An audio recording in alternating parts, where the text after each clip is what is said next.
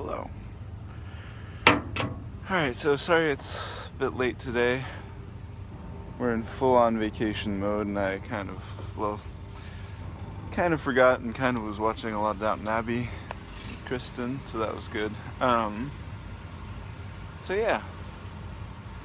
Last night was sleepy, but for a very good reason. We were out super late at our first Orioles game as a whole family with 2 girls, and that was really, really fun. So Daphne is 3 and our littlest one is 7 months, and it was yeah, it was just great. I got to tell the little one how the game works, and she picked it up really quickly.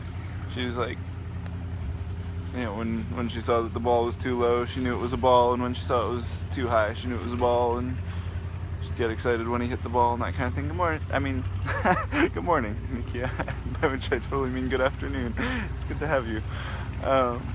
Yeah, so, and it was kind of a good baseball game to have little kids at because it went by super quickly. Sorry, boat. Here, I'll give you a view.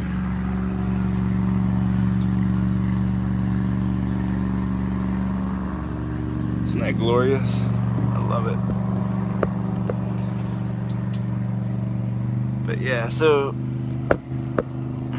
there we go. Yeah, so she got all excited and she would dance around when people were dancing and shout "Let's go O's" when they were shouting "Let's go O's."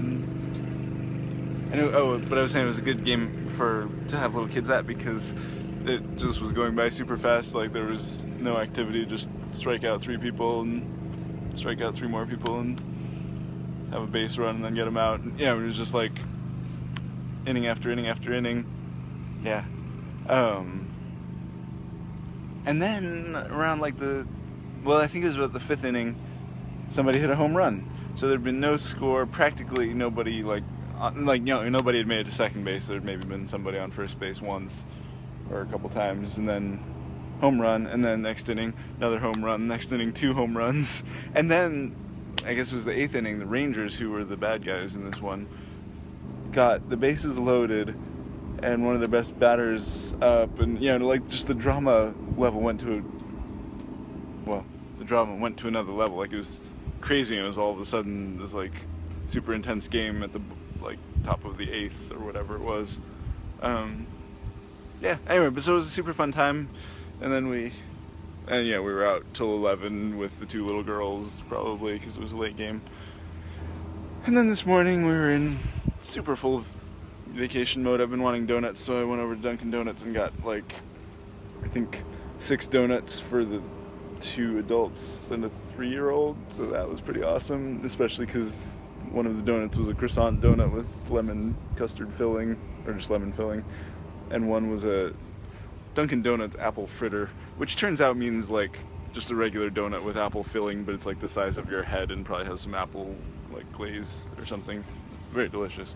Anyway, so I've been having a lot of coffee and a lot of donuts, and I had steak and eggs for breakfast, and it's just been so good. And my drink today was totally gonna be coffee, and I couldn't bring myself to do it because I was just mocking myself yesterday for bringing out coffee the day before that, even though it's hot out.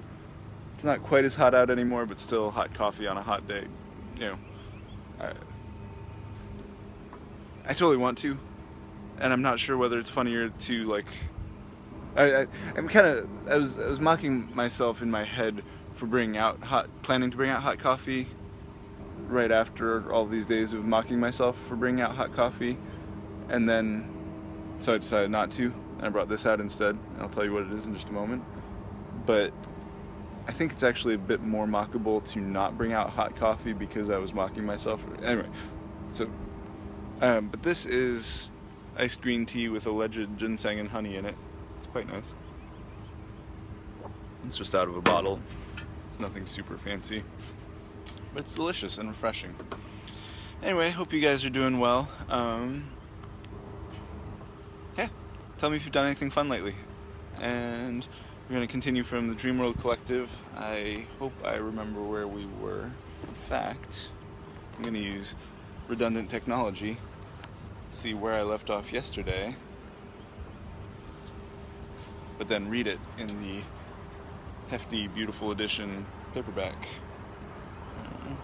Oh man, so my Kindle reminds me, in other news, I did finish the read-through of Hubris Towers 7, and it is so good. Like, I mean, to the extent that I'm allowed to say that because I'm the one who wrote it, but it's so good. I'd kind of lost track because there were so many, like, edits, and, I had to change the order of things and smooth things out and put stuff in, and, I'd kind of lost the flow, the overall thing, so just sat and read it straight through, and it was, like, making me laugh out loud, and it's tense, and it's funny, and there's a good resolution, and thumbs up. Kristen read it through too. She really also loved it. Might need a little tightening up of the, or like punching up of the ending still.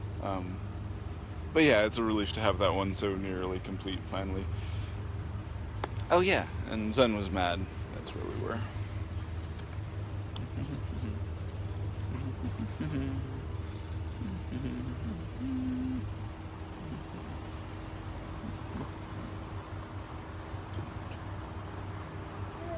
Alright, here we go.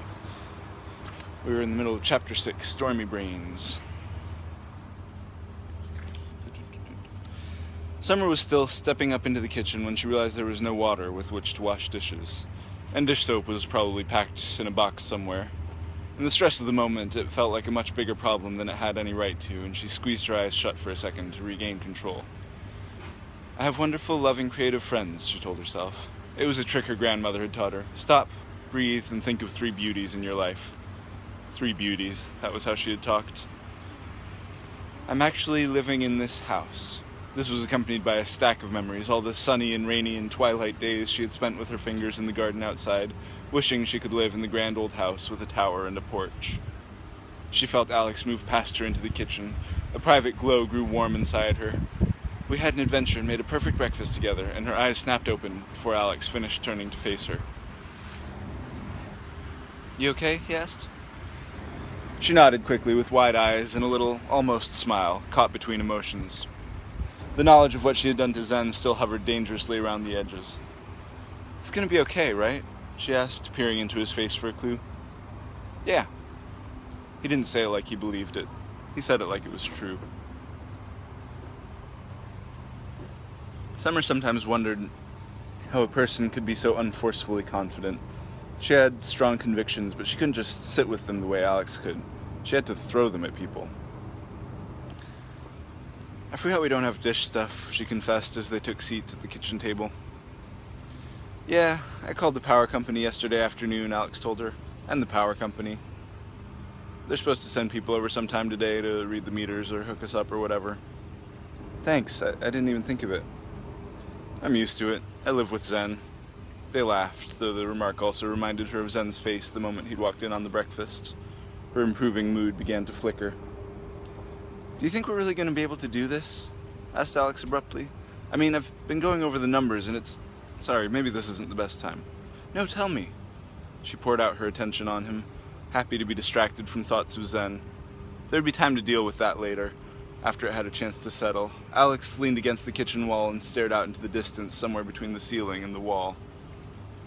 Well, we're supposed to be paying $1,200 a month, plus utilities, plus food, plus, I don't know, art supplies, computers, gardening stuff. Where are we making all this money? I love the idea, don't get me wrong, but does this even work in real life? Summer swallowed, uncertain. I'm sure I could get my job back if I talked to Steve, Alex continued. I mean, technically I'm not even gone yet. I just got Mandy and Fritz and a couple others taking over my shifts during my 2 weeks' notice, you know? Don't go back there. The words burst out of her before she even realized she was thinking them. But when her brain caught up, it gave full assent. Really, don't. You hate that place. You were getting up at 4 every morning. You smelled like coffee all the time. You were never around. I had to get a job there just so I could see you. He laughed, and she felt her face melt into a smile. Then she put on a fake serious face. But seriously, don't go. But that's the thing. It's just work. Yeah, it sucked, but I'm okay with hard work. I just don't want to be... He trailed off thoughtfully, and this time his gaze was lost between the floor and the far wall. What? She pressed. Irresponsible, he muttered in a voice not his own, a little weary and a little bitter. So work hard, find something that doesn't suck and work your brains out. You can work way harder than you did at Cafe Now. Alex groaned. Don't say that. I'm serious. Now Summer was growing inspired and eager to inspire. Let's figure out what to do. You could start your own business. You could build things. You've got nothing at all holding you back. Except a poor credit market. Shut up, she laughed aloud. Get people in here. Let's brainstorm.